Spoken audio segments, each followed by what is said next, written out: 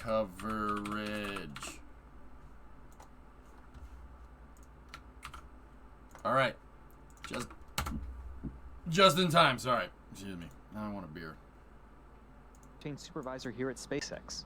It's still Saturday evening here at our SpaceX headquarters in Hawthorne, California, but it's just after 2:30 a.m. on Sunday, May 9th at the launch site in Florida. What did he say? Let me see. Tonight's launch will mark a record-breaking 10th flight of a single first-stage booster. SpaceX's first reuse of an orbital-class rocket was on the SES-10 mission way back in March 2017. Holy shit, MyPick, tell me you're watching the stream. MyPick, are you still here? This fucking crazy son of a bitch. Holy shit. Yo, tell me. MyPick. Tell me you.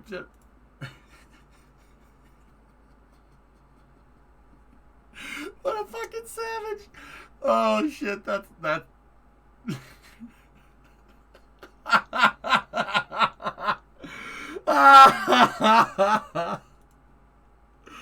Oh, that's pretty good, man. That's funny as hell. MyPick, look who fucking tweeted that shit.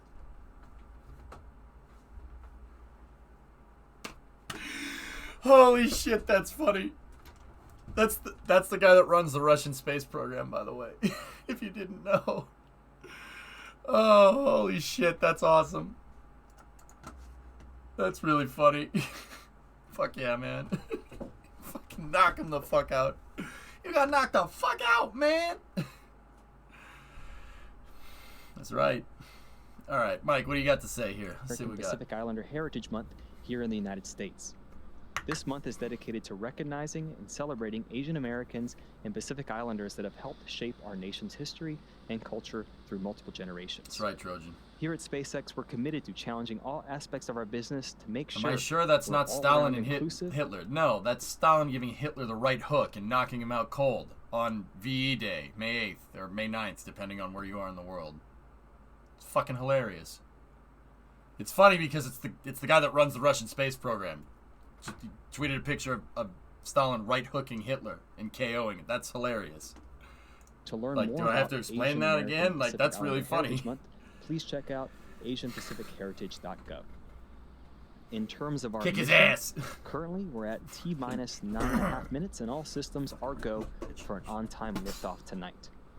There are a few major milestones to watch out for during our launch. The first is stage separation. All right, so this is where the first and second stages separate from each other about 2.5 minutes after liftoff. After stage sep, the first stage will return back to Earth and attempt its record-breaking 10th landing on our drone ship called Just Read the Instructions. Not since 1953, now, while that's happening, our second stage will continue on its journey.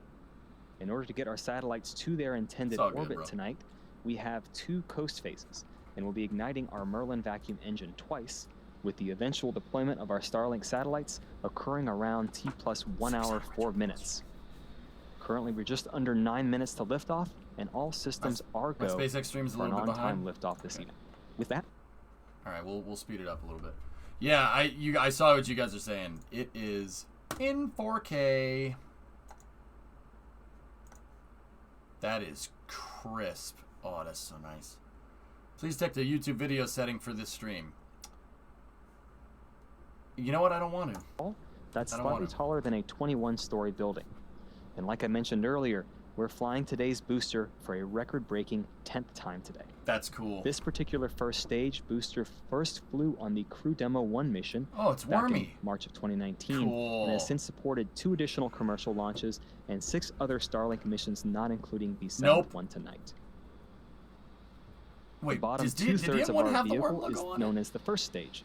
You can see the soot markings left over from its previous 9 flights. The first stage accelerates the vehicle through the Earth's atmosphere into space. Yeah, Log, that's why I don't really care, but chat wants it to be in 4K for, all right, even though I'm broadcasting in 1080p, but I don't know. So you got a 4K stream being rebroadcast through me at 1080p, and they want me to switch it to 4K. It's just, all right. Up on our vehicle, you'll see a black carbon fiber interstage ring.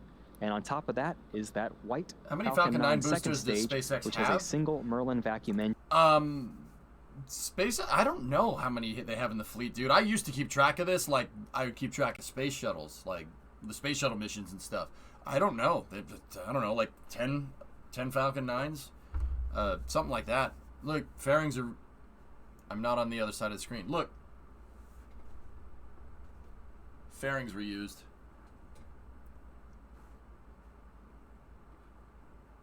You're a bit rate, Spatten.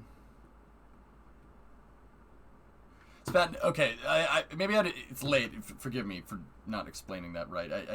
I said it like, oh, you're 4K through 10. I understand that the bit rate is better, but okay. So here's the thing: if I switched it to 4K, somebody says, well, aren't you only in 1080p? It doesn't matter. If I don't switch it to 4K, everyone says switch it to 4K. I'm damned if I do, damned if I don't. Like that's what I was trying to say, but it's late. Excuse me. There's like 6 there, goalie. Right on. Van, oh dude, Van, they reuse fairings on the regular, man. Van, Falcon 9 launches once a fucking week. Can you imagine? Back in 2016, we think of that. It launches once a week. Falcon 9 went off last week. They have like the Starlink satellites from the last orbit aren't even in their final positions yet. Let alone like that's like 3 or 4 missions ago. Let alone the last one. So fairings reused that first stage. So okay, all right. The reason why Mike, the guy that's hosting the stream, the reason why he made it a big deal to mention that this is their 10th reuse because this is the first time SpaceX has attempted to reuse a Falcon 9 booster 10 times. They have a couple of other boosters that have been reused 9 times, but this is the first one to. This is the life leader. This is the first one to get to 10 flights. Now, why is that a big deal? It's a big deal because, well, long story short, Elon Musk said a long time ago when somebody asked him how many times he thinks they could reuse a Falcon 9 without reuse it without taking it apart and putting it back together, he said 10 missions. So this is a big mission. Heavy rocket, collectively referred to as the Starship, are designed to be a fully reusable transportation system that can carry both crew and cargo to Earth's orbit, the Moon, Mars, and beyond. Similar to previous high-altitude flight tests of Starship, they fish them out of the ocean, man. They waterproof the fairings. 3 Raptor engines, with each shutting off in sequence prior to the vehicle reaching its apogee, approximately 10 kilometers above sea level. Discovery, SN-15 then performed a propellant transition to the internal header tanks, which hold landing propellant, before reorienting itself for re-entry and a controlled aerodynamic descent. Finally, the Raptor engines ignited as the vehicle performed the landing flip maneuver. That was a good day. Before successfully touching down on the landing pad. That was a good day. Now, these test flights and Pathfinders are all about developing a transportation system that can help humanity return to the Moon, travel to Mars, and even go beyond. Please stay tuned for additional test flights in the days ahead, and be sure to check our social media accounts for more Starship updates. NASA needs to stream in 4K. We're currently about 4 minutes from liftoff, and Falcon 9 is now moving into those final stages of the countdown. We're currently waiting for the next milestone. That's where the transporter... So, Van, see the fairing right here? And this is for anybody that, why did they abandon landing the fairings on the nets? Look at the fairing. Thank you, whoever switched the camera. Thank you very much.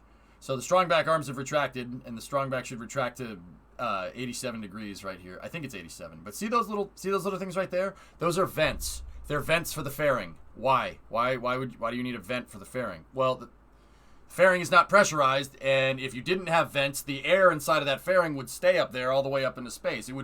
Those vents basically allow air to leak out of the fairings on the way up as the pressure goes down because there's no air up there. So those vents allow them to leak the air out. Notice how there's 2 of them on the fairings, but notice how they're close to the shell of the fairing. See, there's a seam line right in the middle right there, and there's 2 vents right there.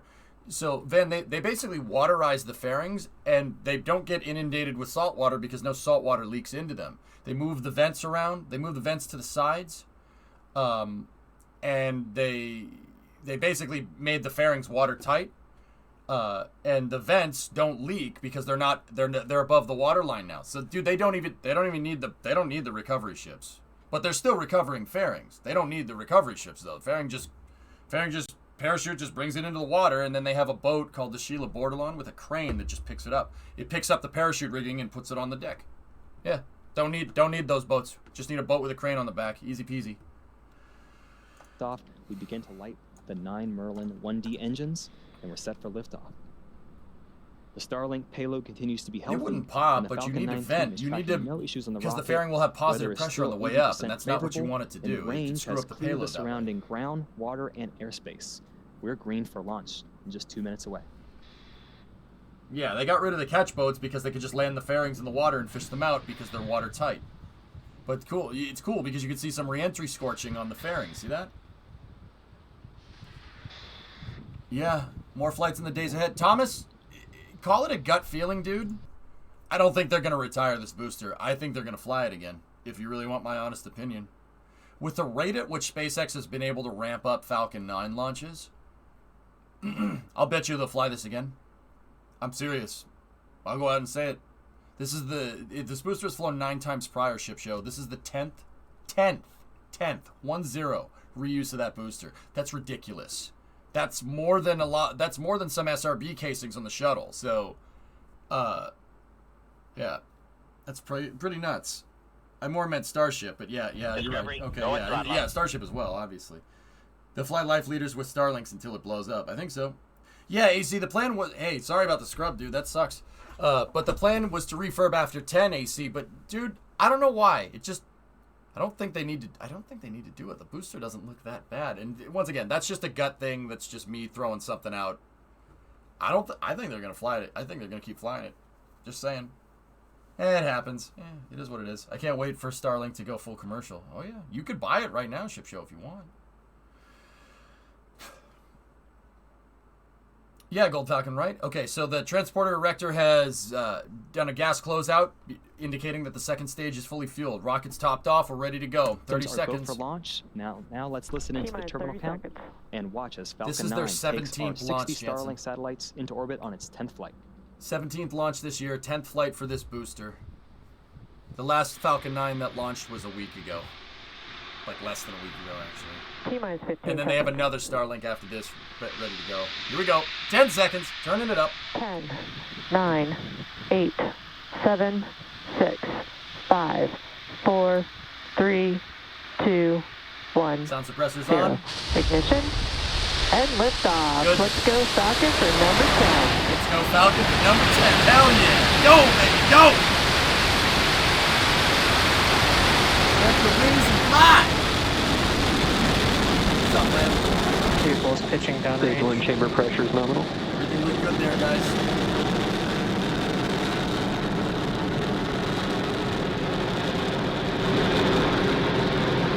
So good. It's in 4K, guys. It's freaking beautiful.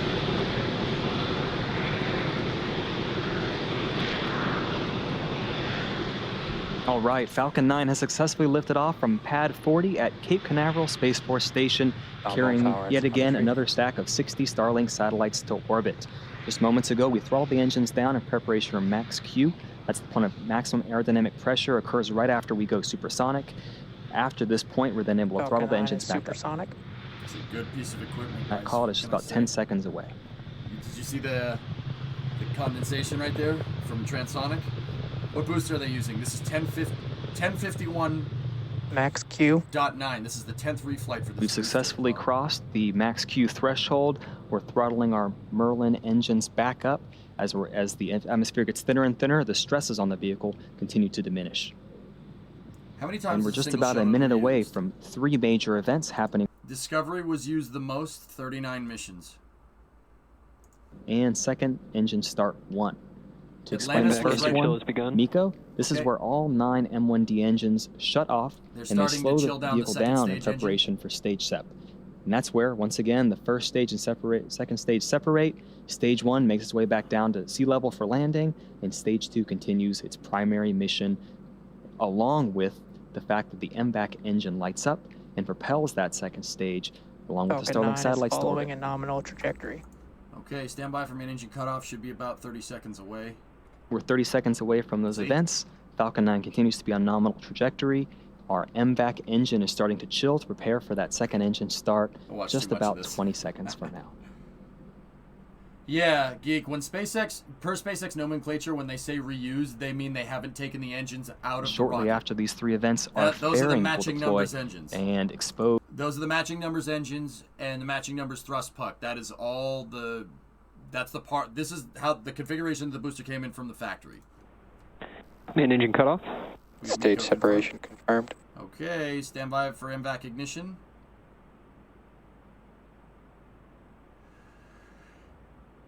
MVAC ignition. Good. Stiffener ring separation. All good news so far. Real good. The 9 Merlin engines have shut down. Our first and second stages are heading their separate ways. And our MVAC engine has begun burning and will continue to do so for about the next 6 minutes. Somewhere out there, Cletus McFarland is dreaming about El Camino. Fairing separation confirmed. Stand by for fairing sep. We have confirmation, and you can see it there. Perfect. The 2 fairing halves have jettisoned and are heading back down. As a reminder, this is the second flight for these fairing halves, and we'll be attempting to recover them once again via a wet recovery from the contracted recovery vessel Sheila Bordelon. See, that's the fairing recovery ship. Look at that's Orlando. This is all Central Florida. Everything is nominal so far. You can see the entire I-4 corridor right there. That's Satellite and Cocoa and Satellite Beach right there. There's Daytona. That's I-4. Downtown Orlando going off the screen, and you could see Tampa. You could see Tampa Bay as well, which is just all right. 4 minutes after liftoff, for those of you just joining us, we have a lot going on. On the right-hand side of your screen, you can see our second stage, and its MVAC engine is... Potential silly question. What's the oldest Falcon 9 that's still in use? This is definitely up there, Tars. This is high up there on the list. Yeah, this one's high up there. This is 1051. I think 1049 is the oldest in service. 10 in Space X's serial number nomenclature.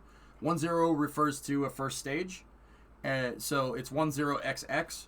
So 1049 is the 49th Falcon 9 pressure vessel to be made. This one is 1051. 1050, they scrapped it, or it's just sitting in a shed somewhere. 1050, the 50th Falcon 9 to be made was the CRS-16 mission, and that one landed in the water and survived, but it got inundated with salt water, so they scrapped it. Or did, like I said, I don't know if they scrapped it for sure, but so 1049 and 1051, I think this is the second oldest booster. 1046 was expended. 1047 and 48, I forget what those are. Falcon 9. How does the stiffener ring separate? The vibrations from the rocket nozzle basically snap it off. Yeah. So yeah, the in the U.S. the piece of space flight hardware that's been reused the most is Discovery. That's the Space Shuttle Discovery.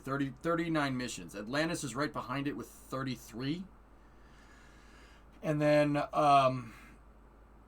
Endeavor is like 20-something missions, if I'm remembering right. I forget what Endeavor's is. But yeah, 39 missions from Discovery. So 10 is a quarter of what Discovery has done. We're about a minute away from that entry burn beginning. That burn should last for about 20 seconds.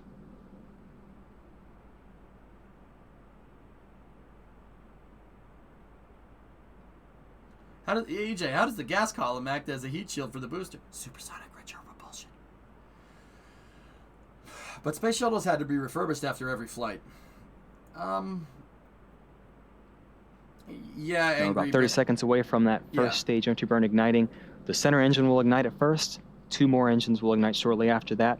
The Merlins on this first stage are optimized to operate at sea level, and they achieve about 190,000 pounds of thrust apiece during ascent and descent. Yeah, you know what? They were. I don't. You know what? I have to go look. They were reusing shuttles in the early part of the first stage camera. You can see the nitrogen thrusters. Yes, that's saved. Okay. A few seconds away from the entry burn. They were reusing shuttle parts in the early part of the program. After Challenger, they had to rebuild it. Stage 1 entry burn startup. Okie dokie. You can see that plane is starting to expand as the other 2 engines begin to fire. Supersonic retropropulsion, SSRP, is a great metal band name. Speed metal. It would have to be speed metal. So the reason why Stage 1 entry burn shut down. Look at plasma. And there you go. The entry burn has successfully ended. Cool.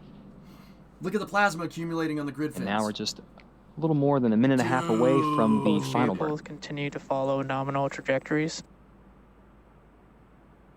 So basically, now for those of you who follow along with SpaceX. Shut up, Mike. Air's getting compressed up against those grid fins, and the air is getting compressed so much that it's actually getting ripped apart, and the resulting split in ionization of the ionization of the air molecules actually generates a lot of energy, and it makes plasma. You just saw plasma accumulating on the grid fins. It's not something you get to see every day. Plasma waffle maker. Yep. The grid fins won't melt because they're one-piece cast titanium. Pretty crazy. You saw that soot Not start shut to up, fly Mike. up and Mike's stick to the lens. Yeah, Blue. We're only about 20 seconds away from that landing burn starting, and also during that time, our 4 landing legs will deploy while that single engine is firing to help us safely land on just read the instructions. Keep in mind, there's not as much plasma. Stage 1, landing burn startup. Okay, here we go. There's not as much plasma as you'd get from like a capsule coming back from orbit. See it there, our landing burn's begun. Hopefully we get Stage continuous 2 coverage. is terminal guidance. And also our second engine will cut off shortly after this landing Stick it, attempt. baby. Stick it.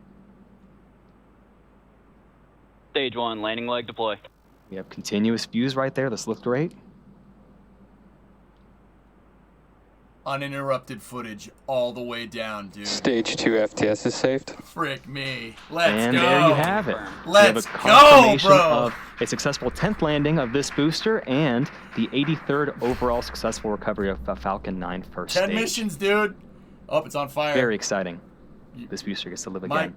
Mike, put the In fire terms out. of the second stage, we're waiting for that second engine to cut off.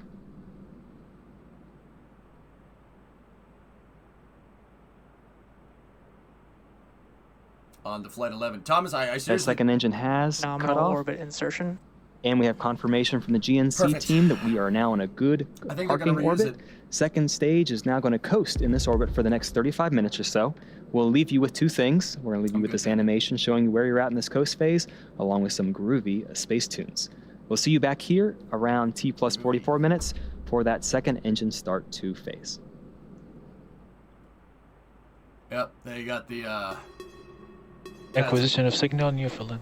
Got the pad signals on. Holy crap, dude. That thing was just going like 8,000 miles an hour, like 2 or 3 minutes ago. And it was 100 miles, that, or not, 62 miles that way. Yeah, Rezel, you need to get up for Spain.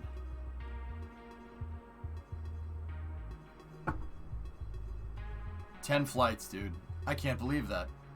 I remember like four years ago, dude, when they were like, oh my god, they actually reused the booster. How did we get here? It didn't seem like that long ago that they were like, okay, yep, this is the 5th flight for this booster. Yep, 6th flight. No, it was like, okay, we used it once, reused it twice. Hey, 10 flights, there you go. How did I get here? Yep. Guys, and once again, call it a gut feeling, and I usually don't, like, yeah, what I usually do is say, like, just take it with a grain of salt. I don't think they're going to refurbish that Falcon 9. I don't think it's going into a museum. I think they're going to keep using it until it breaks. I know, Leahy, right? Yeah, that's cool, man, right? Yeah, right, Justin? Yeah. You could say the shuttles fall under the ship of Theseus theory where they refurb the shuttles, but it's still the same thing even though it changes everything. Yeah, Maddie, I know what you mean. This is why I have faith in Starship. Man, I'm not geek. Elon's inevitable, dude. Space, and even, you know what? SpaceX is inevitable. That's all I say, dude. You open the box, man. Reusability is already out on the table. It's just like with electric cars, man. You open the box, you can't close it. GM tried to with the EV1 in the 90s, man. You remember that? I wonder if they will even get better at having it land dead center. Van, that one was a little off. It was off a little bit. It wasn't directly on the X. The last one landed dead center on the X. I think windage has a lot to do with it, to be honest with you. But yeah, I would. That's the part that I'm most skeptical about, dude, because windage will throw your booster off by a couple of feet, right? Like, not much, like maybe this much, but that's enough to miss the pad if you're trying to land back near the pad or hover above the pad and catch the booster and stuff, dude. I remember when people said this wasn't possible without sacrificing large amount of payload capacity. Yes, supersonic retro propulsion is what makes this whole thing work, lol dog.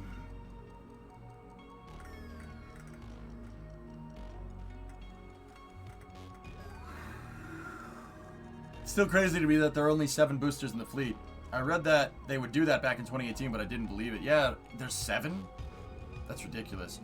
You're seeing solid nitrogen So the second stage has little cold gas thrusters that shoot out compressed nitrogen, like similar to like what you'd use to clean a keyboard, right?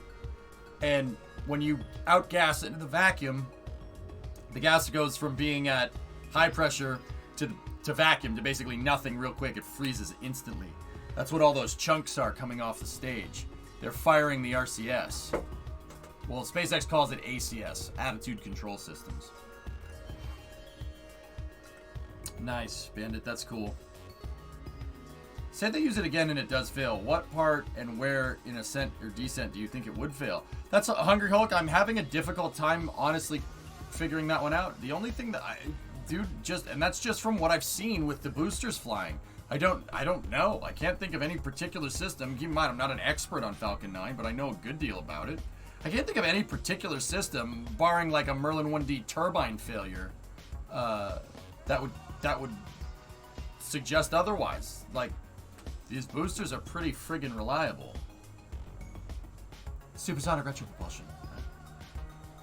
I was able to fly my RC plane today. It's a really tiny C-17. That's cool. They have 34 flights across their 4 most flown active boosters, and every launch this year has been a reused booster. How did this happen? I don't know, Gordon. It's crazy. How does the ice not clog it?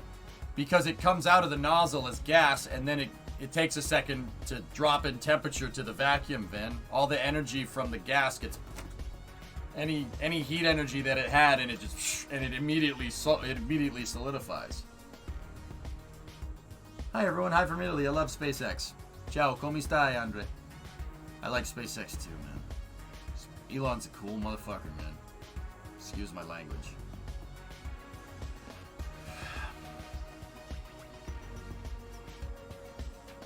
Do they keep releasing little bits of gas so it doesn't freeze up the nozzle too? I don't think they need to do that, because if there was something clogged in the nozzle, you'd just release more gas and it'd blow it right out.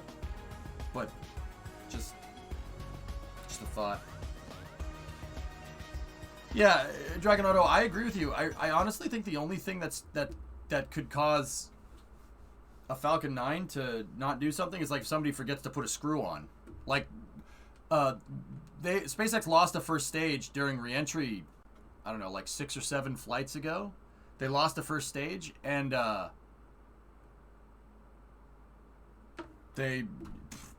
I'm pretty sure somebody forgot to button up the blanket. They said a Merlin 1D or the thermal blanket failed, but thermal blankets don't fail, and like they don't fail. If there was a rip in the thermal blanket, they would have found it. I'm pretty sure that was a processing thing. Sometimes failures from rockets are guys like not screwing a bolt back in. You know, like you ever try to put something back together and you put it back together and like this is perfect, and then you look in your toolbox and there's a bunch of screws everywhere, and they're like, huh, think we need those? Something like, and don't get me wrong, I'm not trying to suggest anything bad about SpaceX, no, but processing errors do happen. The reason why that kind of stuff happens is, 1, this stuff's complicated. 2, it's complicated to keep going for a long period of time. But every time SpaceX flies, they're never comfortable. They always push the envelope, like with Starship and with Falcon 9, even though they're not really working on Falcon 9 much anymore, right? They always push the envelope all the time, and that keeps you on your toes. So that's why SpaceX, because they fly a lot, because they're trying to prove reusability, that basically means they have, like, they're always on their toes, so you're less likely to get a processing error because you're flying more frequently because you're trying to push the envelope. But so that does happen. It does happen. Maybe there was just a tear that nobody found in the thermal blanket on the Falcon 9 that they lost. But guys, I mean, I don't think like that's if anything's gonna get a Falcon 9, it's gonna be that pretty much from now on. The only other thing I can think of is that the Merlin 1D turbine assembly is, after a lot of use, after having the crap kicked out of it, is very susceptible to shattering. Guidance system hammered in upside down. Ryan, these are your pictures. Hey, oh dude, pretty pictures of the second stage, man. That's cool. Good for you. See last. Okay. What's up? Is this NSF stuff? Yeah, it is.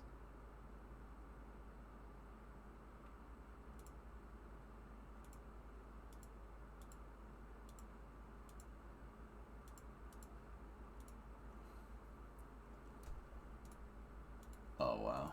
Very nice.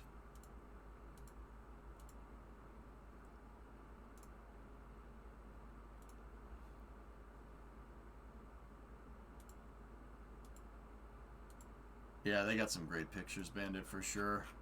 For sure. I always like how the SpaceX webcat said Starship launch in a few days. Yeah. 16.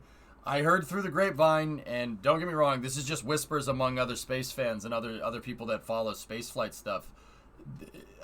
We've heard through the grapevine, and once again, grain of salt. Grain of salt. I cannot confirm the validity of this, so I'm going to put it out there. You don't like it, you send it right back. I've heard that they're planning to launch 16 in like a week and a half. They really want to get that thing going. They really want to up the frequency of Starship flights because you guys got to remember, SpaceX can fly 16 sooner. The FAA cleared 15, 16, and 17 with a blanket FAA safety license. So as long as there's a guy from the FAA there, you're good to go. They don't need to wait. They don't need to wait anymore. The FAA said, yeah, the next 3 Starships, you didn't change the design much between the next 3. Launch them as long as we have a safety officer there, you're good to go. Just change the oil and get the baby back out there. Yep. Yeah, that's right, Ratnik. It's the exact same trajectory as they used before. You got it. It's loud.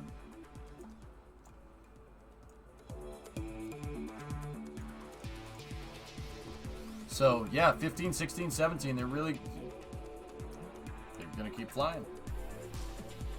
Yo, this test shot Starfish is straight fire right now. Guys, another thing to kind of look, actually,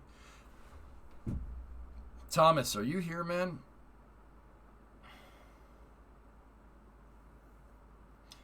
Oh, yeah, I got you, Edwaz. I know what you meant. So, Thomas, I noticed if we go back a little bit, we look at pictures of the second stage, right? You look at pictures of the second stage, they were firing a lot of the ACS, all right? A lot more than I've seen in the past, right? Like, look at all the nitrogen outgas. Look at, you can see gas literally turning to solid instantly. That's really cool. And now that I'm looking at it, dude, if we go back a little bit. Okay, so watch the white in the blue artifacting that's going on right there. See how it's inching along? I've never seen the trajectory do that. Okay, now, once again, I'm not trying to be a dick. I'm not trying to be like, oh, this rocket sucks. I literally just got through saying how awesome it is. Do you look like they had... Does this look like they had Seco a little early? Because they're firing the nitrogen like crazy, and the trajectory is changing during the coast. Bring back the music. All right. Look. Maybe that's just some artifacting from the animation.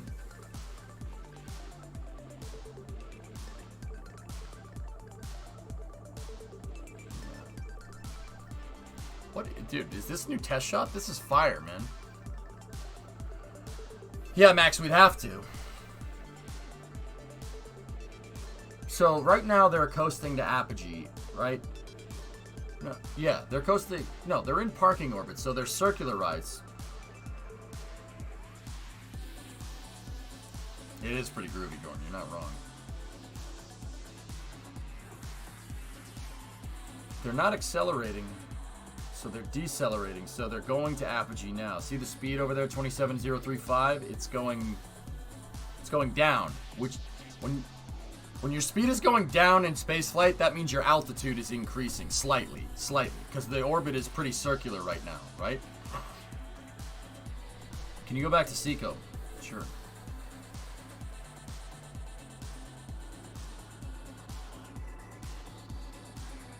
See, Thomas, they didn't show it. They didn't show Seco. They didn't show the engine shutting down. And the call on Seco was wicked late. Watch.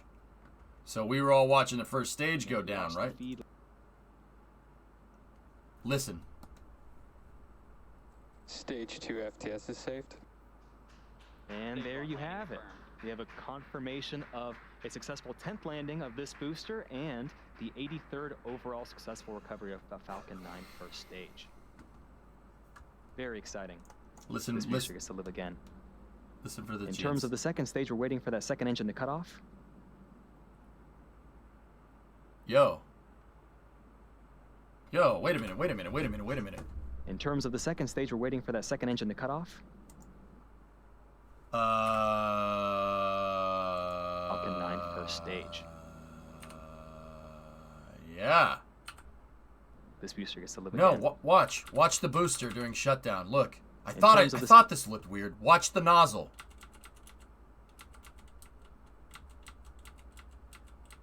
Yo, that was an off nominal shutdown, dude.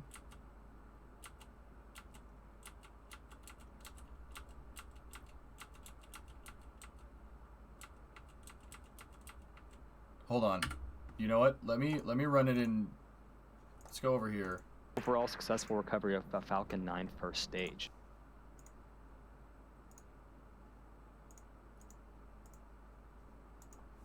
Watch. Look at the nozzle. Look at it. Yo, it's... Did you see it? And then they cut the camera. You see the nozzle? It started going wow, wow, wow, wow, wow, wow, wow. Fellas, so I've seen that for the nozzle doing this before. That means... Well, actually, no, that can't be that. Why would it do that? It always does that. Are you sure? I don't remember seeing that. But I mean, once again, let's see what happens when second stage engines start. Well, yeah, Van. Usually you get some vibrations like that when you throttle down the engine. That happens. You always see the. Starting on shutdown. See last. Okay. Elon says he's now aiming for 100 flights on a booster. Elon Musk has previously noted 10 flights as a key reusability benchmark, but thinks that Falcon 9 boosters can go even further with over 100 flights. It's possible. Yeah, that's nothing we already knew. We didn't know, but 27197 this launch, 27202 previous. Interesting, Max. Could it also be that they wanted to start early circulation? Yeah, maybe not. I don't know. Seco 1 was 5 kilometers an hour slower than last time. What was it compared to the one before that? Dude, guys, I've seen that Merlin 1D shut down easily 50, 60 times. Easily. I mean, how many Falcon 9 watches have freaking watched? I've never seen it oscillate like that. I don't recall that, but maybe I'm looking for stuff because I noticed that they were outgassing like crazy during stage separation. Or not during stage separation, during engine shutdown. So SpaceX the Falcon 9 shut the engine off, right? And then they started firing the nitrogen thrusters like crazy. Here.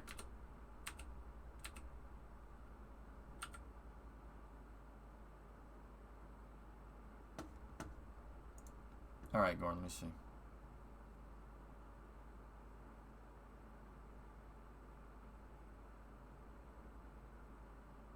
Okay, cool. All right, it's just, yeah, I'm looking for stuff. I see it.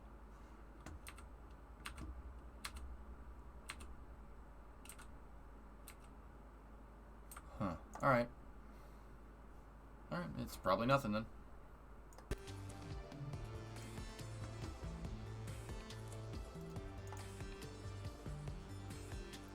The one before that was the high speed of 27215. So that just could be nominal. It just could be a nominal orbital insertion, Thomas. Nominal doesn't mean it's exactly what you want. Nominal means it's good enough.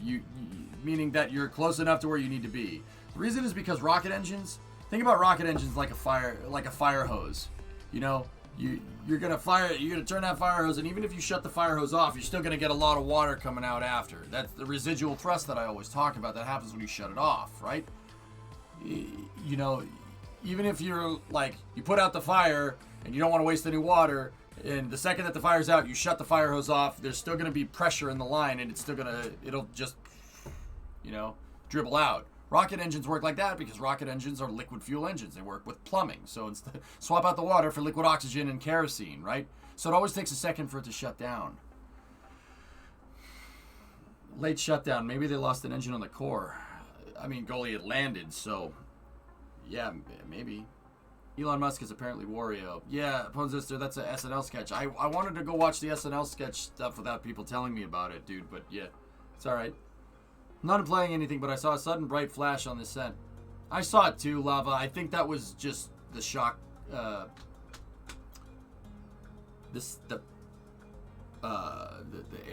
transonic thing. I'm sorry, it's getting late. My brain's turning to paste.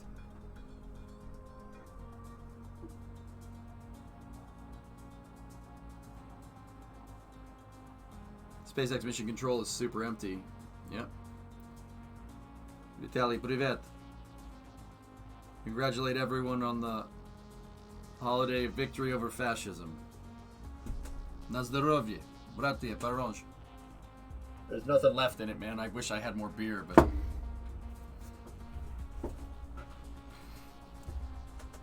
I'm pretty sure we tag teamed the crap out of those guys. Tag team, baby. Whoosh. Happy victory day, dude. Man, don't do World War II like that, bro. Don't do that. Just don't do that. Don't do World War II like that, man. Come on now.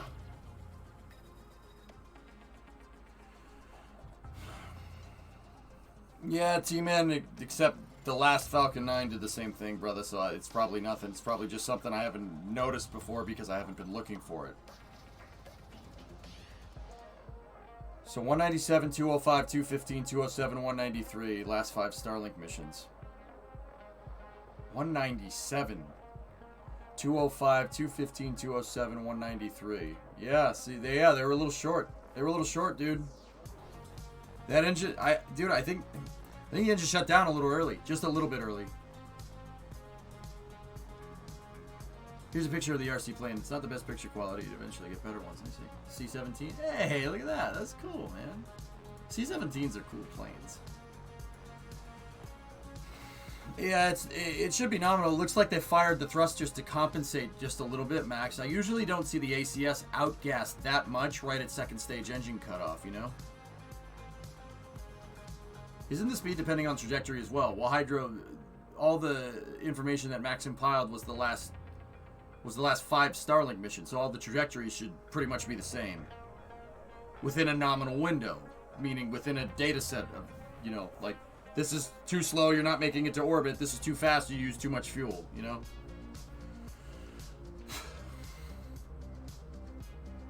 Yeah, I know, Zonka's pretty funny.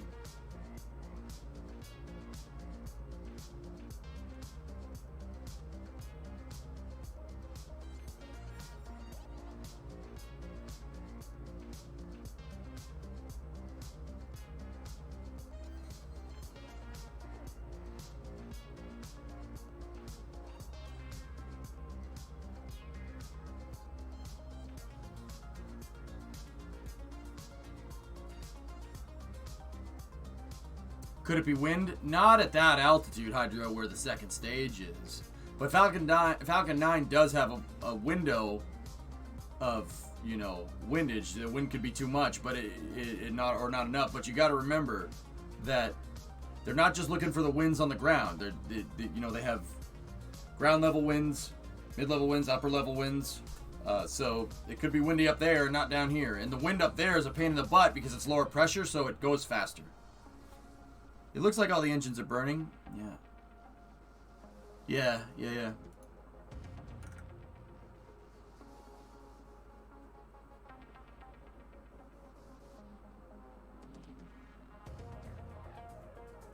Do we know the mass of Starlink payloads? Jam, it's on the heavier side. It's just within the window of like drone ship landings, dude. Any heavier and they wouldn't be able to land on the barge. B-58's camera. Convair. I like Convair made some cool stuff. Like the Atlas rocket. Yeah.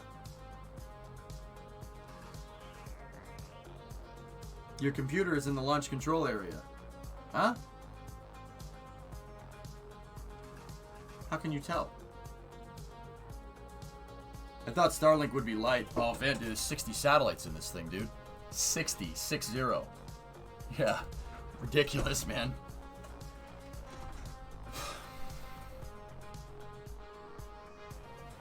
Yeah, 60 of them in there, dude. It fills up the entire fairing. There's like, dude, it's above 10 tons. It's above 10,000 kilograms. So that's 22,000 pounds, dude. Yeah, it's a heavy. 28 minutes, 10 seconds. You could really see the nozzle wiggle.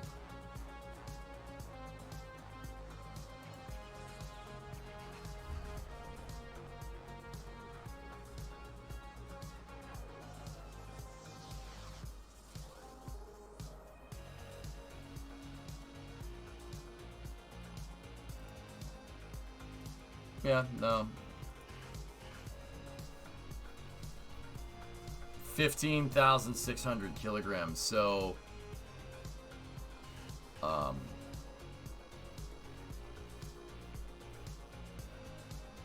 what is that? That's wow. That's like 35,000 pounds of satellites. Holy shit. That's ridiculous. 35,000 pounds. It's easy to forget how big that fairing is. That fairing, one half of the fairing, if you put it on the ground, you could take probably 3 EG Civics and drive them in and use it as a friggin' garage.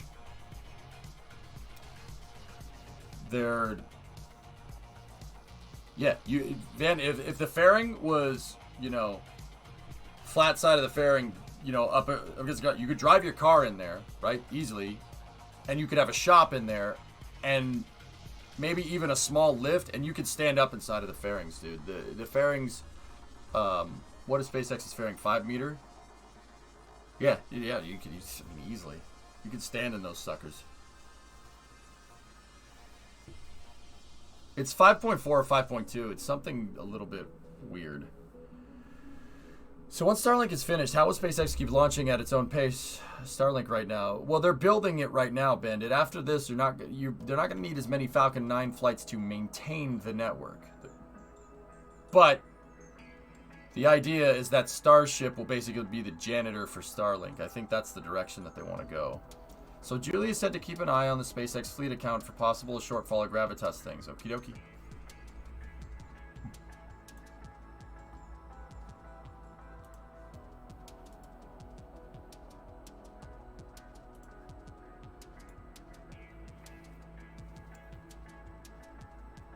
$17 feet. Max, you could almost put a lift in that thing. You drive your car in there, put it on a lift, lift it up, and work on it.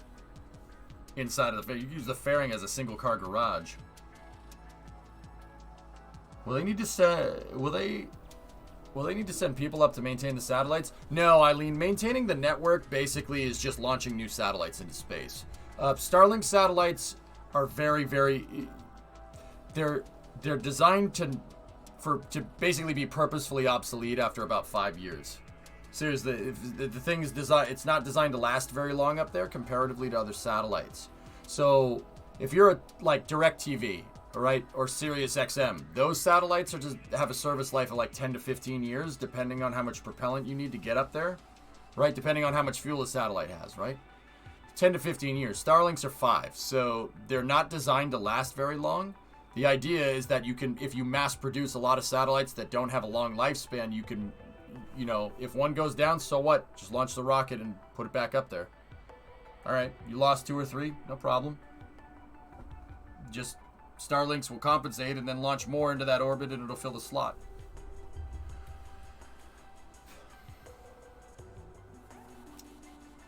What do the old sats do when they don't need them? They take the last bit of fuel on board, Jensen, and they move them out of the orbit that they need to be in for communications or whatever they're being used for. They put them in what's called a graveyard orbit. And then they shut them off and then they leave them there. There's a lot up there. Yeah, not good. So Starlink satellites, once they run out of gas, once they run out of the krypton gas inside of them, I'm not making that up. There's krypton gas in there. Once they run out of krypton gas, they're at such a low altitude that they decay. They're susceptible to orbital decay because they're 370 miles up. Anything above 400 miles that way, or 500, a little more than 500 kilometers, right? Well, between 500 and 600 kilometers, about 370 miles that way. That's the point where the orbit won't decay. It'll just stay up there.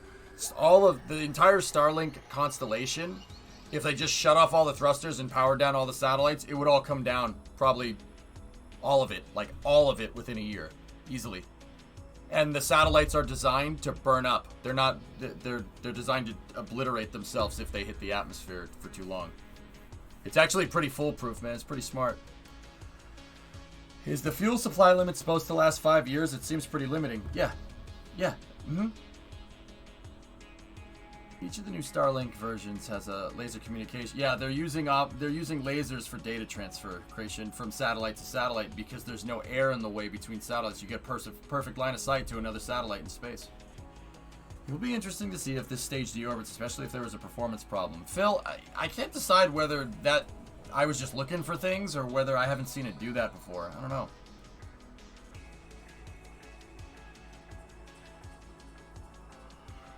They won't carpet bomb, Cherokee. The Starlink satellites are designed to burn up completely. I'm pretty sure they made them out of something I'm pretty sure they made them out of aluminum. Aluminum doesn't take heat very well. I mean, it conducts heat really well, but it actually, for a metal, it has very low melting point, not boiling point. It's not a liquid, moron. Yeah, Phil, that would suck. Would the reentry phases be visible? Oh, you'd see them. They would be like iridium flares. Iridium satellites do the same thing, Kemrod. When the Iridium 1 network, the Iridium 1 constellations started meeting its end of life, or EOL, yeah, Iridium satellites re-entered all the time. You could see them. Oh yeah, it looks like a shooting star. People confuse them for shooting stars all the time. Would you rather work for SpaceX or NASA? Eileen, if I had the opportunity to work at either one of those places, I would take it. I don't like choosing. SpaceX would be really cool, but I'm sure I'd be perfectly content working for NASA too. Yeah, Van, the satellites are cheap. They're cheap. They're not complicated. They kept it simple. And if one deorbits, so what? Send another one up. These things work like a Starlink satellites work like a swarm. You guys ever seen Twister? Bill Paxton, Helen Hunt, Dorothy. How they release all the little things into the tornado. Starlink's, it's like a swarm. Starlink satellites are like that. They'll compensate. So if one goes down, two satellites will move in to take its place. They'll just be a little bit further apart from each other. And watch, like, when SpaceX deploys these satellites, they'll just let them go. They'll start spinning the stage. They'll start yawing the damn Okay, AOS from Diego Garcia. They'll start spinning the stage and then they just let the satellites go. How I like to explain it to people is that the Starlink satellites are like a deck of cards that have a rubber band wrapped around them. And then basically SpaceX starts spinning the stages and they cut the rubber band and the cards just go everywhere. It's called a tensioner rod system was what they're using. But yeah, I mean, and then the satellites just kind of drift off and then they'll all zzz, and then they'll like orient, deploy their solar panels automatically, and then automatically position themselves on orbit, dude. It's wild stuff. It's a freaking swarm of 60 satellites. It's cool. You could see it going across the night sky. It's really interesting stuff. Dorothy, you copied Dorothy, man. Geek, did you see that explosion? Oh yeah, we saw it. Cow, another cow. Actually think that's the same cow. We got cows. Hey, Basarov, hi. Is there any way to find out what areas are going to get service with the new satellites? I'm at 32 degrees. You'll have service. 32 degrees, well, it doesn't matter. 30 degrees north or south, well, north or south latitude, actually, that doesn't matter, yeah. Here, I'll show you.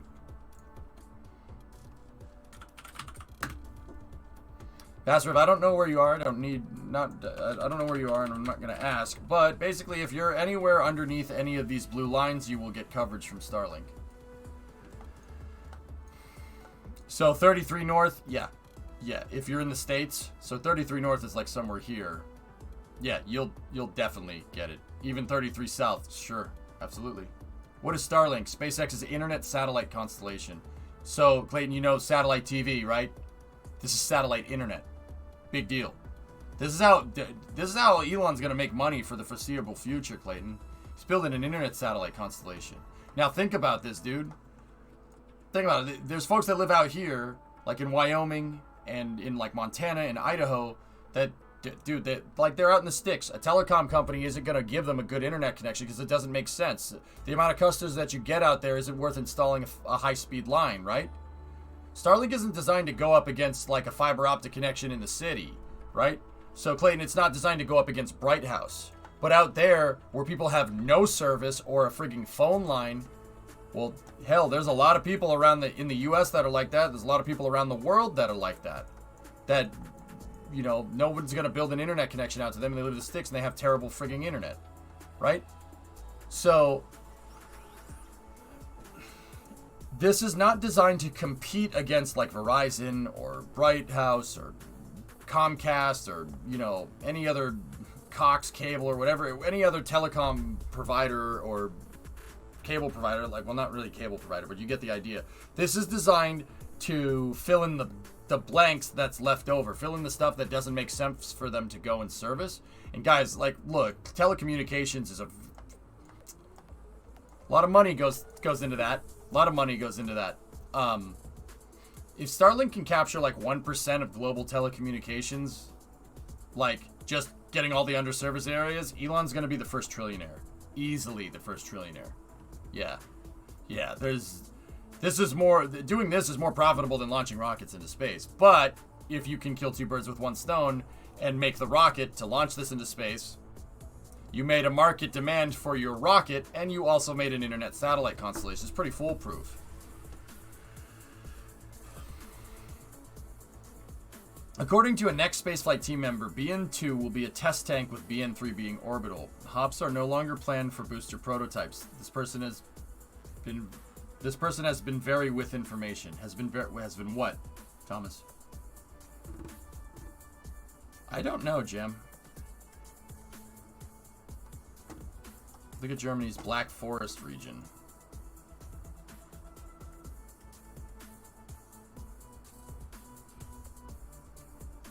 This person has been very accurate with their information. Hops are no longer planned for booster prototypes. So Thomas, they're gonna waterfall test a booster like SLS?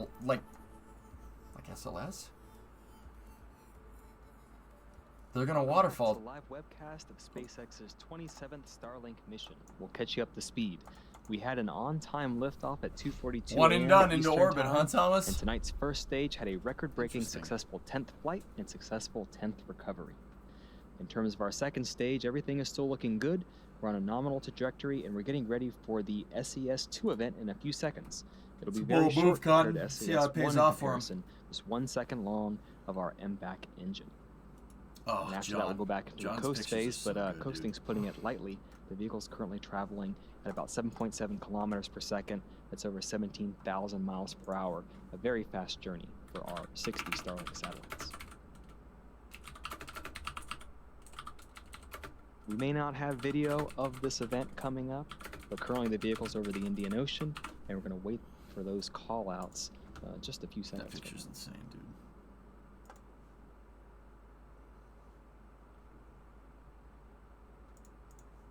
What a shot, Bandit, huh?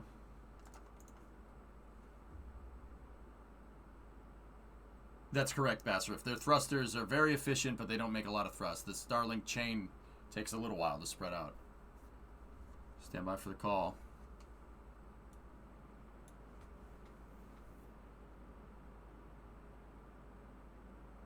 And then once this event is confirmed as being good, we'll wait to see if we have a good orbit before we continue our second coast phase before payload deploy. The telemetry isn't changing. You should see a rapid acceleration right around now.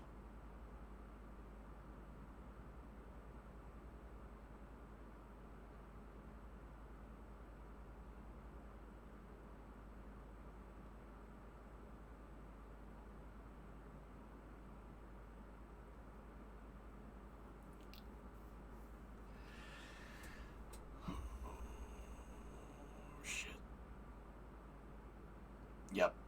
Okay. We're still waiting for confirmation of the second engine start and second engine cutoff, as well as confirmation of good orbit. Loss of signal. Regardless, we are going into another coast phase. This one will be a little shorter. During this time, not only are we going to coast to the correct deployment point along the Earth, we're also going to spin the spacecraft along its central axis. This gives the Starlink satellites the natural momentum they need to space themselves out over time. GNC called the expected loss of signal. Okay. He said lost the signal as expected, but they didn't get an engine relight. So, this is an animation up here. That's a picture of SpaceX mission control. Uh-oh, there's a bunch of people standing around a computer. Oh, no.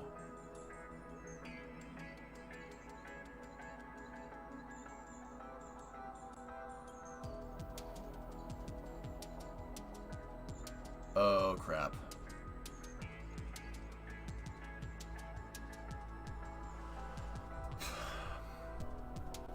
They did right after SES-2. They jumped. Let me go look again. Starlink. Watch these numbers. Did these numbers go up? I wasn't paying attention. I was watching this. For payload deploy.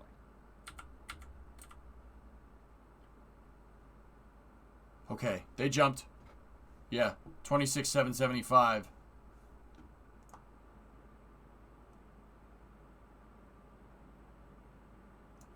Okay, they jumped. The telemetry numbers are correct. But I've never seen this happen before. I've never seen the screen get all weird like this when they call a loss of signal like that. I've never seen that happen. And I've never seen the flight controllers leave their seats during a mission like that.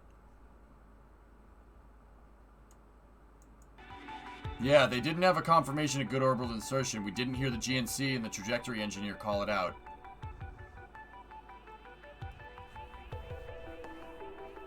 Could the Starlink onboard thrusters make up for a second stage relight fail?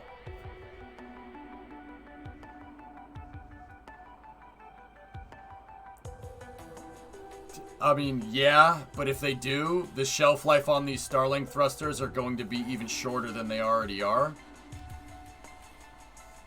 It's possible. Do you work for NASA? Jimbo, no. I do STEM outreach, but I have worked with NASA doing outreach here on Twitch before. I hosted a panel with some NASA engineers at TwitchCon. And yeah, I've done all kinds of outreach work with NASA in the past, like PR stuff. I'm not an engineer. I'm self-taught when it comes to that stuff. And my full-time job is streaming here, teaching people about space on Twitch. And I play games like KSP and stuff to show people how rockets fly and whatnot. But I don't work for them officially, no. No.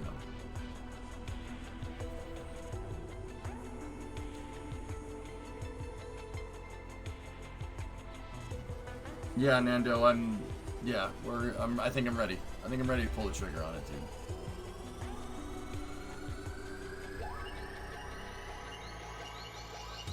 Previous mission SES-2 was 26,769 to 26,890, so seems nominal, within 5 kph again. But we didn't get a call out, Max. That's weird. We didn't get a call out, but the telemetry updated, which is bizarre, unless we didn't hear it. Spacelight Now is picking up on this too. SpaceX hasn't confirmed the outcome of the Falcon 9 second stage burn.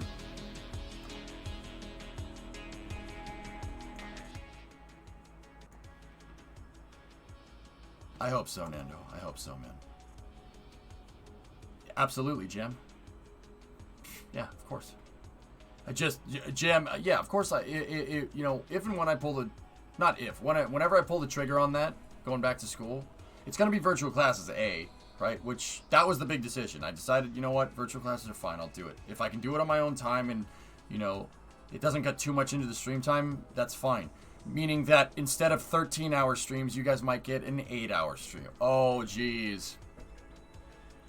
Yeah, it's not a big deal, dude. Don't worry about it. Nothing's going to change.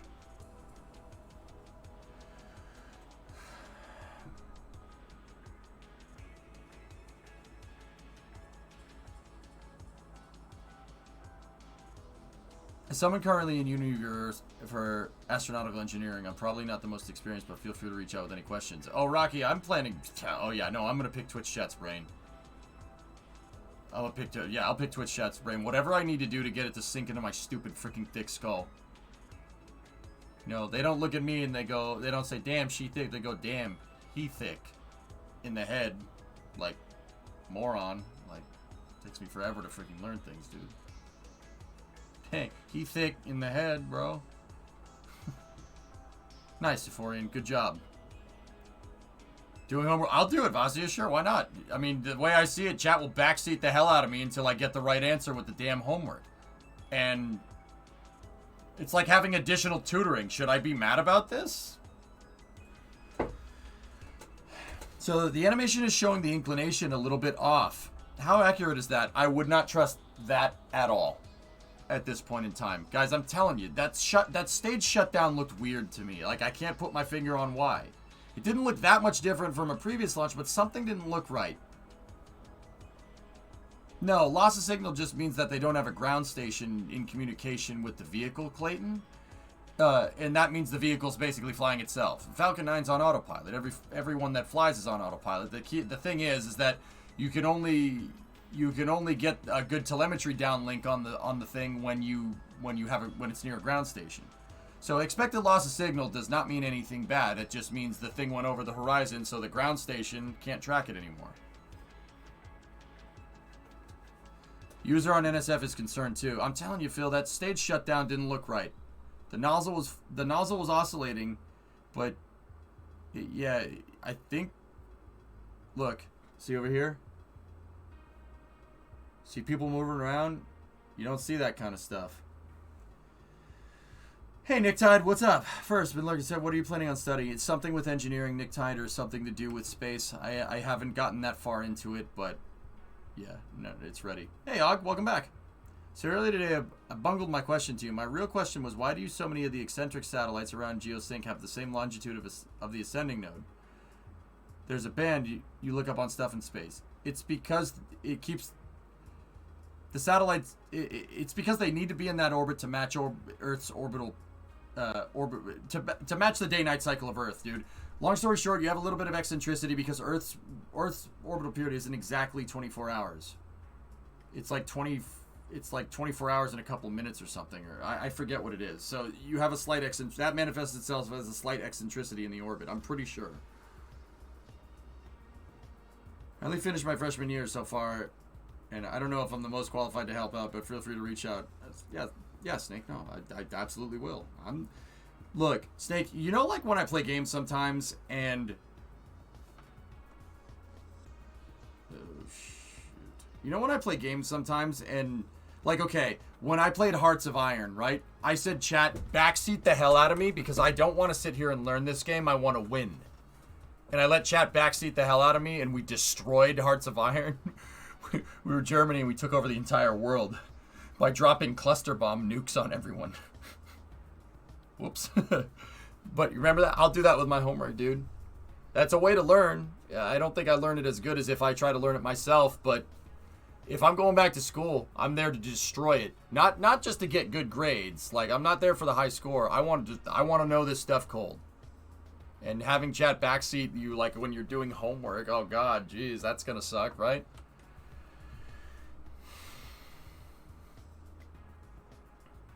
Oh, okay, rocket science, we'll do. Yeah, so guys, look, this might just be the track or whatever, but it looks like the track crashes into something near the Horn of Africa. That's not good. This is all screwed up because it jumped. Like, look. Guys, look. All right.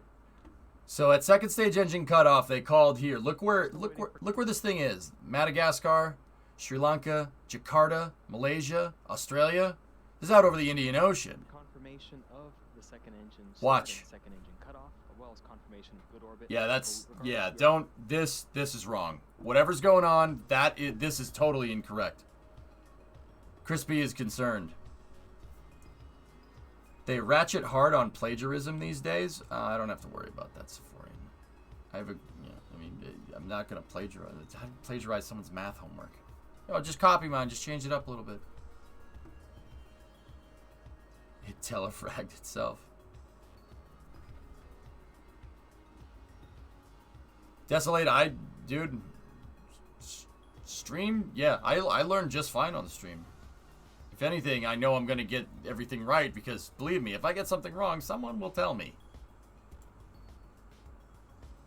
Can you show startup and shut down, please? Well, we didn't see anything with SES2.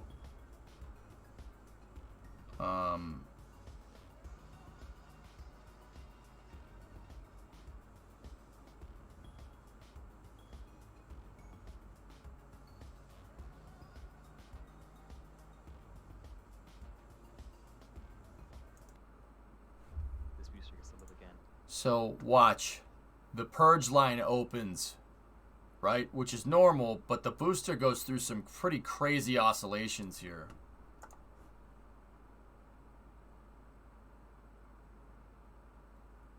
It didn't look right. I can't tell you why, but this doesn't look right to me.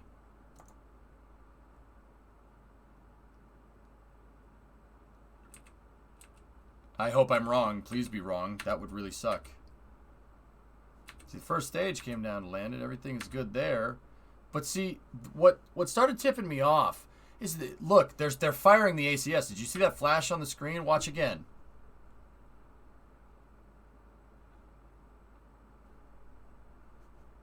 See? They're firing the ACS. I don't remember them doing that. And, like, it doesn't seem like much, right? You're like, okay, so what? They're firing it. They start really, look, they start really firing it after a little while. Stage 2 is back. Okay, let me go back to live. Okay, we had good reacquisition of signal.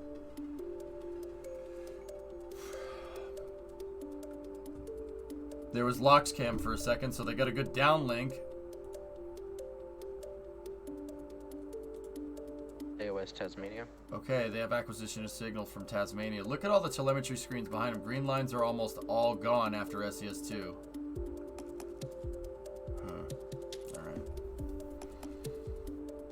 Messes up calc question. Chat, I am speed.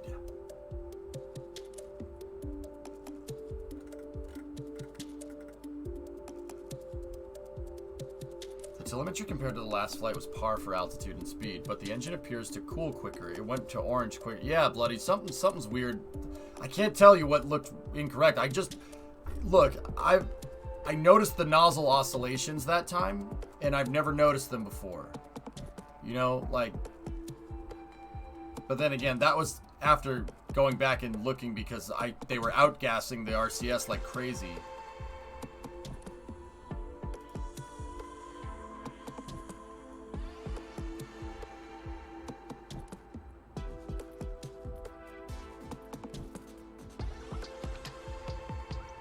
That doesn't look right, dude. The April 28th shutdown. Look at it one more time.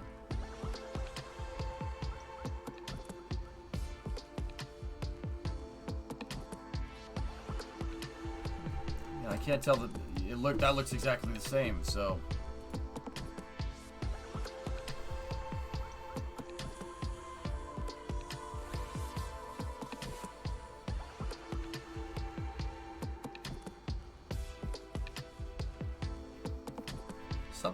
I don't know. Something feels weird here.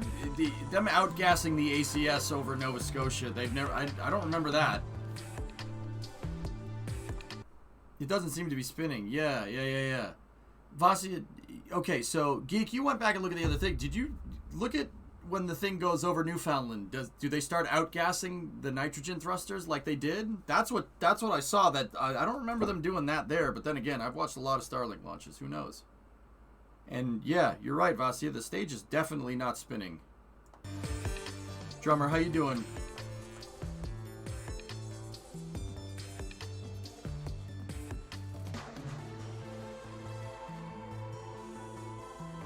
That's when they had reacquisition of signal through Tasmania here. All right, we're coming up on deploy. Let's see what happens.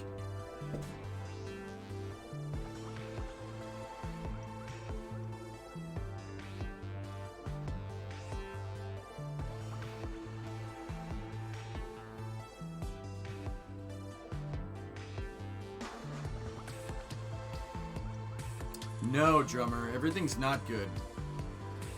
We didn't hear any SES2 call out on the ground loop. And right after a second state, the timeline SES2, a bunch of the guys in Space X Mission Control all crowded around somebody's desk.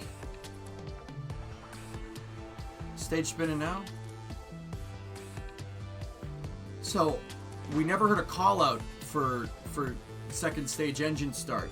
The telemetry numbers changed, but they never said nominal orbital insertion like they usually do. Didn't hear anything.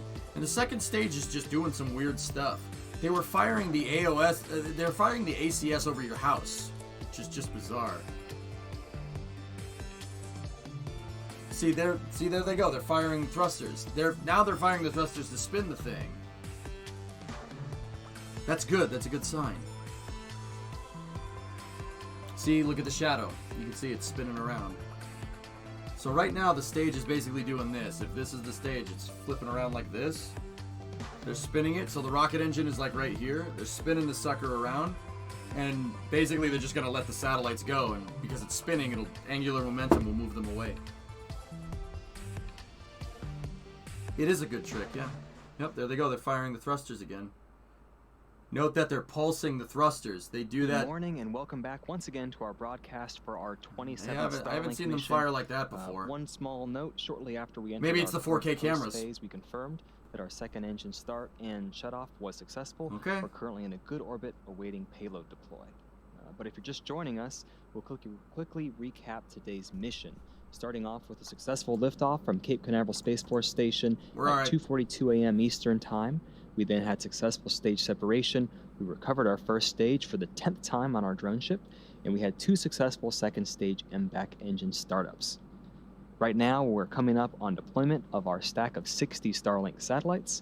It's just about 30 seconds away, while our second stage is in between Australia and New Zealand.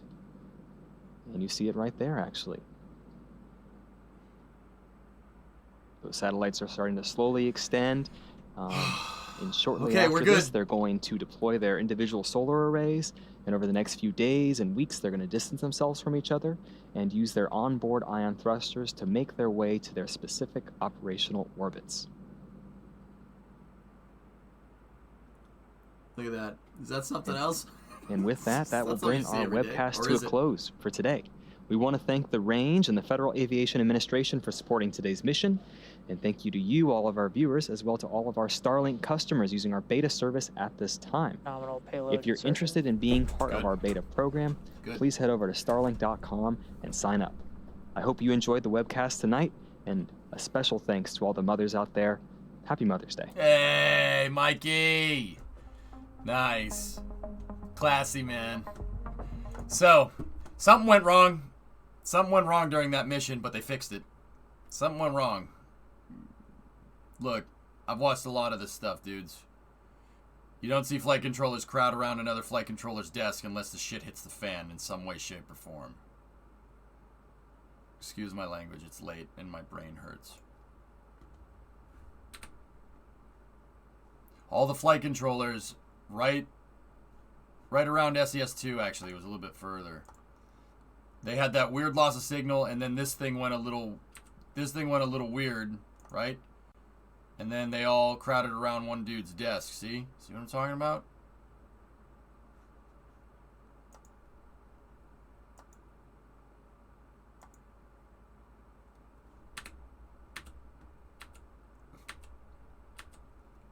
It's not a telemetry issue. They didn't call SES-2, so something weird happened here. See what I'm talking about? Something went weird with that Falcon 9, but they fixed it. They fixed it. Something strange happened there, and I'm not sure what it was. We'll probably never know, to be honest with you. But yeah, that kind of stuff doesn't happen unless they're working an issue.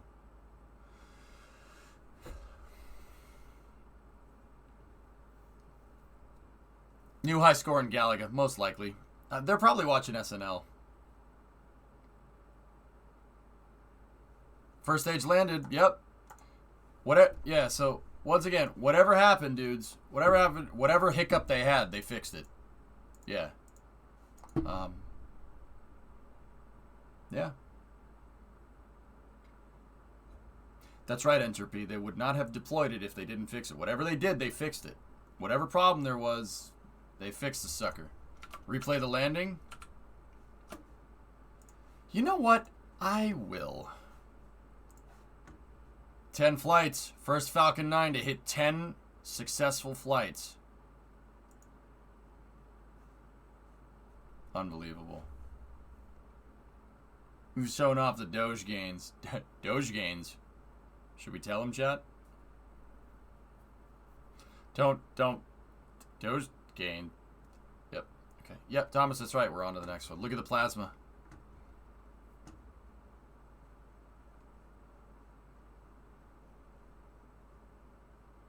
That's so cool. That's actual plasma accumulating on a titanium grid fin on a Falcon 9, going like 8,000 miles an hour, hurling into the atmosphere and riding a wave of its own exhaust to keep the plasma away. Supersonic rich repulsion. It's nuts. It's crazy. See, look. Look at it. They're getting. See, something weird was going on with the second stage there. Something weird was going on with this thing. I don't remember this thing shaking this much. But once again, I'm probably looking for stuff because I noticed something different, you know?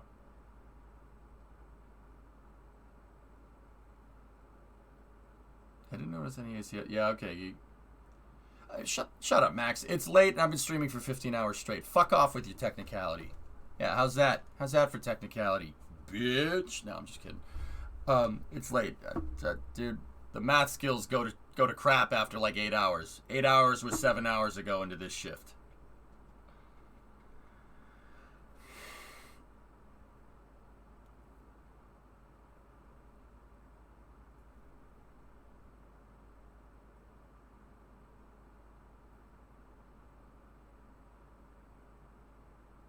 No, not really, W. Look at that, man. 10 uses, dude. That's pretty cool. I know you're good. No, it ain't all good, Max. Shut up.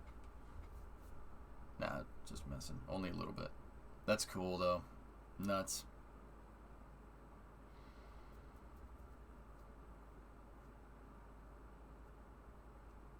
I didn't see anything like that, Bandit. But fine. Fine, it's not good. No, it is good. Shut up. Wait. Yeah, we had uninterrupted feed on that first stage all the way down, dudes. No you. All right. So, yeah, how about that? Busted it out. Got a nice little marathon stream going, 15 hours straight. So, that's going to do it for this week. We'll pick up with the SSTO stuff in Kerbal on Monday. Wow, what a stream this turned into. This turned into a pretty crazy little stream, huh? Go to bad. Also, the last time it was shaking a bit during the second stage burn, I asked you about it, and you said it's probably the ACS or something, so I'm pretty sure it's fine. Got it. All right, let's go see who is strumming.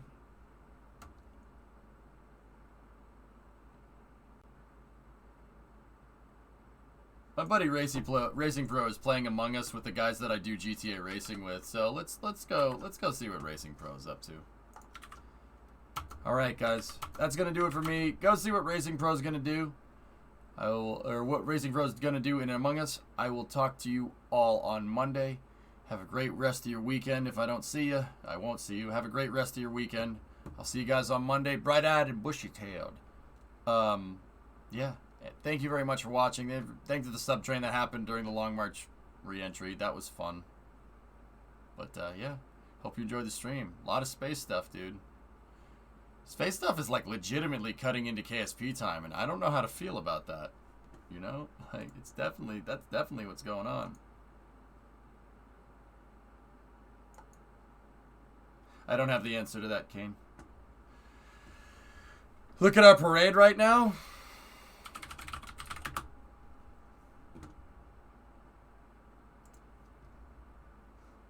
What is this? Bro, holy crap.